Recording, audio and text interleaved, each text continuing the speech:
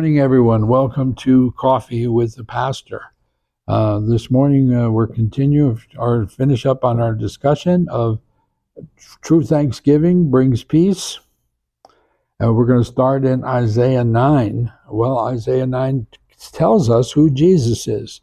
And among many things, of course, and the government will be upon his shoulders, and his name will be called Wonderful Counselor, Mighty God, Everlasting Father, Prince of Peace.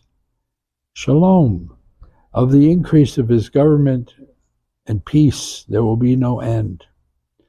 Ephesians chapter 2 says this, for he himself, speaking of Jesus, is our peace, who has made both one and has broken down the middle wall of separation, having abolished in his flesh the enmity, that is, the law of commandments contained in ordinances, so as to create in himself one new man from the two, thus making peace. And I believe that it's going to be one new man, not something that we've seen before, not something that's been cobbled together before, but it's going to be one new man.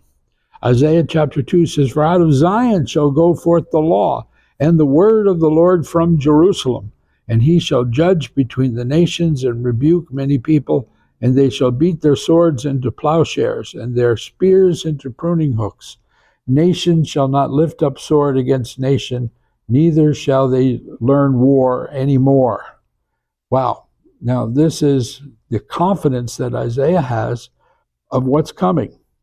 And if we have that peace to know that God has a plan for our lives, a plan to prosper us and not to harm us, to give us a hope in the future. And finally, in Zechariah, on that day, holiness to the Lord shall be engraved on the bells of the horses. The pots in the Lord's house shall be like the bowls before the altar. Yes, every pot in Jerusalem and Judah shall be holiness to the Lord of hosts. Everyone who sacrifices shall come and take them and cook in them. In that day there shall no longer be a Canaanite in the house of the Lord of hosts. There'll no longer be a stranger. No, everyone is going to be a son or a daughter. This is the confidence that we have.